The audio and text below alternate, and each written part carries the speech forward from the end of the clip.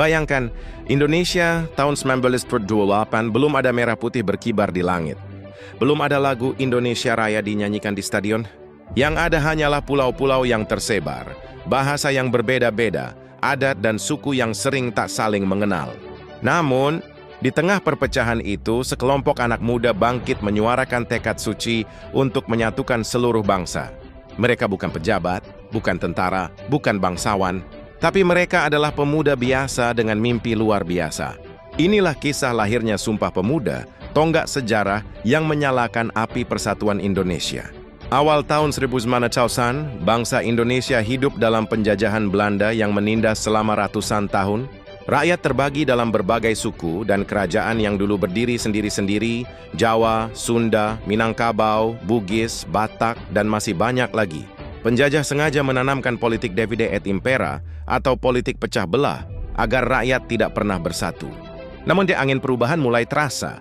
Lahirnya Budi Utomo pada tahun 98 menjadi awal kesadaran baru bahwa pendidikan dan persatuan bisa menjadi senjata untuk melawan penjajahan. Setelah itu, bermunculan organisasi-organisasi pemuda dari berbagai daerah. Jong Java dari kalangan pelajar Jawa, Jong Sumatranen Bond dari pemuda Sumatera, Jong Celebes dari Sulawesi, Jong Ambon, Jong Batak, dan banyak lagi. Mereka semua punya semangat yang sama, ingin melihat bangsanya maju, tapi masih berpikir secara kedaerahan. Belum ada satu tekad, satu tujuan, satu tanah air. Pertemuan pemuda. Dari daerah menuju persatuan waktu berjalan dan semangat itu tumbuh. Para pelajar di Jakarta, Bandung, dan Yogyakarta mulai sering bertemu. Mereka berdiskusi tentang nasib bangsa di warung kopi, asrama pelajar, bahkan di rumah-rumah kontrakan kecil.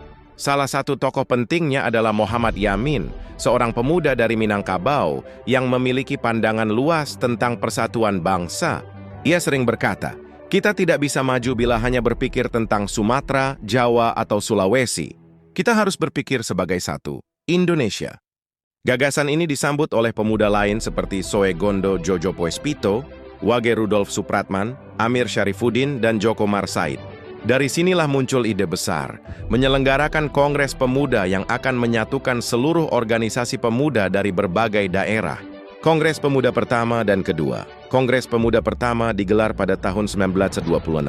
Meski belum menghasilkan keputusan besar, kongres ini menjadi langkah awal menuju persatuan. 2 tahun kemudian, tanggal 28 Oktober 1928, diselenggarakan Kongres Pemuda kedua di Batavia, kini Jakarta. Tempat kongres berpindah-pindah. Hari pertama di Gedung Katolike Jongelingenbond di Lapangan Banteng, hari kedua di Oost Java Bioskop, dan hari ketiga di Jalan Kramat Raya nomor 16, tempat yang kini dikenal sebagai Museum Sumpah Pemuda. Suasana kongres begitu hangat dan penuh semangat.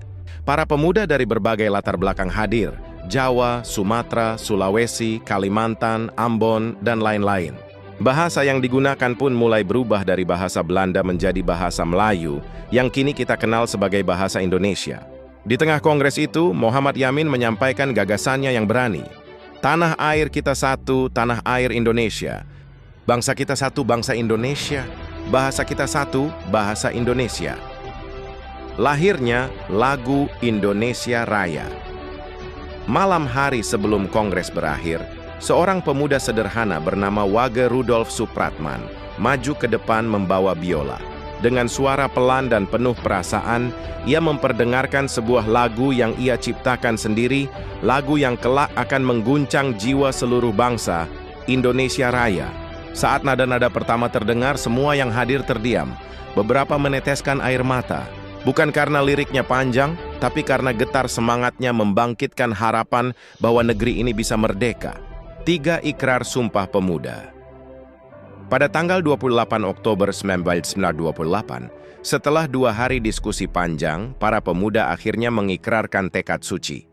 Kami putra dan putri Indonesia, mengaku bertumpah darah yang satu, tanah air Indonesia. Kami putra dan putri Indonesia, mengaku berbangsa yang satu, bangsa Indonesia. Kami putra dan putri Indonesia menjunjung bahasa persatuan, bahasa Indonesia. 3 kalimat sederhana, namun menjadi fondasi bagi berdirinya negara yang kini kita cintai. Sumpah Pemuda menjadi simbol kebangkitan nasional dan tonggak persatuan seluruh rakyat Indonesia. Sumpah Pemuda bukan sekadar peristiwa sejarah. Ia adalah roh persatuan yang terus hidup hingga kini. Dari semangat para pemuda 1928, lahirlah generasi yang kemudian memimpin perjuangan menuju kemerdekaan 1945. Bendera merah putih akhirnya dikibarkan dan lagu Indonesia Raya berkumandang di langit Jakarta. Kini, hampir seabad berlalu sejak ikrar itu diucapkan. Namun maknanya tetap sama, bahwa bangsa ini bisa kuat hanya bila kita bersatu tanpa membeda-bedakan suku, agama, atau bahasa. Sumpah Pemuda adalah pesan abadi untuk setiap generasi, bahwa kemerdekaan tidak lahir dari perpecahan, tetapi dari persatuan hati dan cita-cita. Jadi, ketika kita hari ini menyebut diri sebagai anak bangsa, ingatlah bahwa di tahun 1928, sekelompok pemuda telah mengorbankan waktu, tenaga, dan mimpi mereka demi satu tujuan, Indonesia yang satu, kuat, dan merdeka. Karena mereka telah bersumpah, maka kini tugas kitalah untuk menjaga dan meneruskan semangat itu. Satu nusa, satu bangsa, satu bahasa, Indonesia